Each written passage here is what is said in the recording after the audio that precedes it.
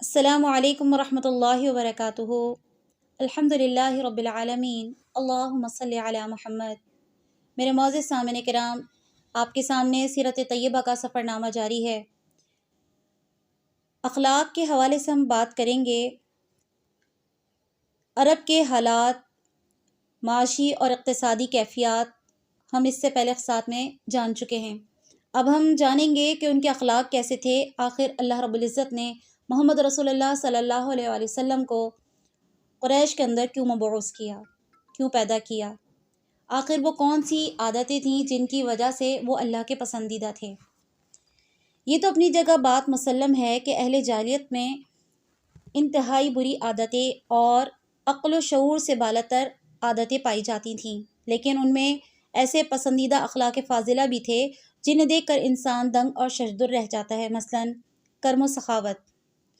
یہ اہل جاہلیت کا ایسا وصف تھا جس میں وہ ایک دوسرے سے آگے نکل جانے کی کوشش کرتے تھے اور اس پر اس طرح فخر کرتے تھے کہ عرب کے آدھے اشعار اسی کی نظر ہو گئے ہیں۔ اس وصف کی بنیاد پر کسی نے خود اپنی تعریف کی تو کسی نے کسی اور کی تعریف کی۔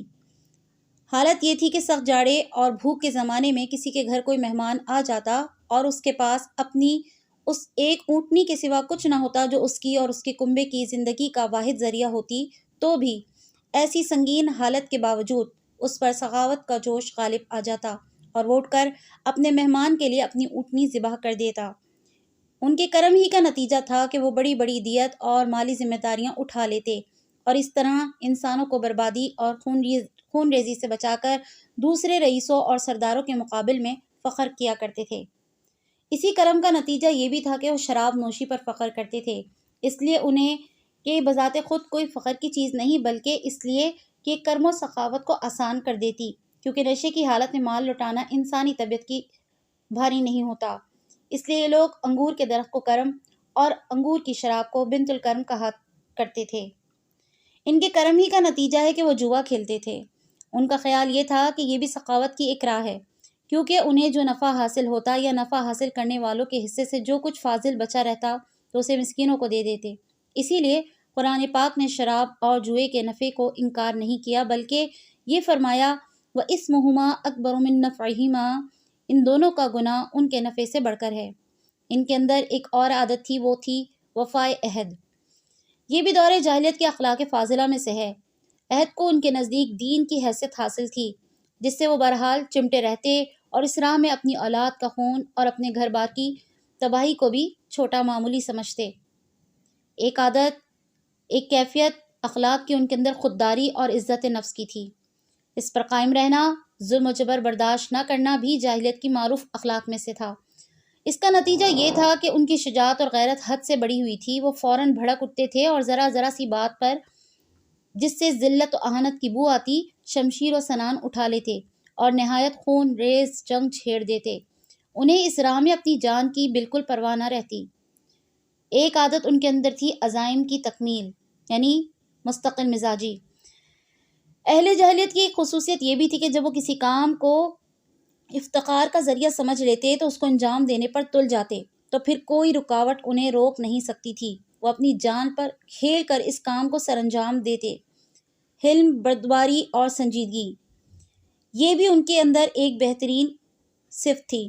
یہ بھی اہل جاہلیت کے نزدیک قابل ستائش خوبی تھی، مگر یہ ان کی حد سے بڑی شجاعت اور جنگ کے لیے ہمہ وقت آمادگی کی عادت کی وجہ سے نادر الوجود تھی۔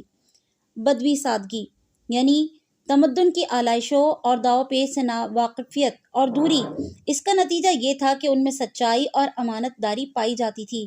وہ فریب کاری اور بدعہدی سے دور اور متنفر تھے۔ ہم سمجھتے ہیں کہ جزیرۃ العرب کو ساری دنیا سے جو جغرافیائی نسبت حاصل تھی، اس کے علاوہ یہی وہ قیمتی اخلاق تھے جن کی وجہ سے اہل عرب کو بنی نوع انسان کی قیادت اور رسالت عامہ کا بوجھ اٹھانے کے لیے منتخب کیا گیا، کیونکہ یہ اخلاق اگرچہ بعض اوقات شر و فساد کا سبب بن جاتے تھے اور ان کی وجہ سے المناک حادثات پیش آ جاتے تھے، لیکن یہ فی نفسی ہی بڑے قیمتی اخلاق تھے جو تھوڑی سی اصلاح کے بعد انسانی معاشرے کے لیے نہایت مفید بن سکتے تھے، اور یہی کلام اسلام نے انجام دیا۔ غالباً ان اخلاق میں بھی ایفائے عہد کے بعد عزت نفس اور پختگی عزم سب سے گراں قیمت اور نفع بخش جوہر تھے، کیونکہ اس قوت قاہرہ اور عزم مصمم کے بغیر شر و فساد کا خاتمہ اور نظام عدل کا قیام ممکن ہی نہیں۔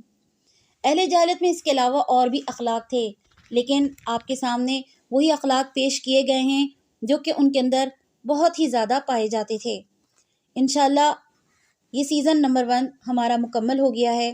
اب ہم انشاءاللہ سیزن نمبر 2 یعنی نبی کریم صلی اللہ علیہ وسلم کی حیات طیبہ کو باقاعدہ جاری کریں گے اور اس کا آغاز کریں گے۔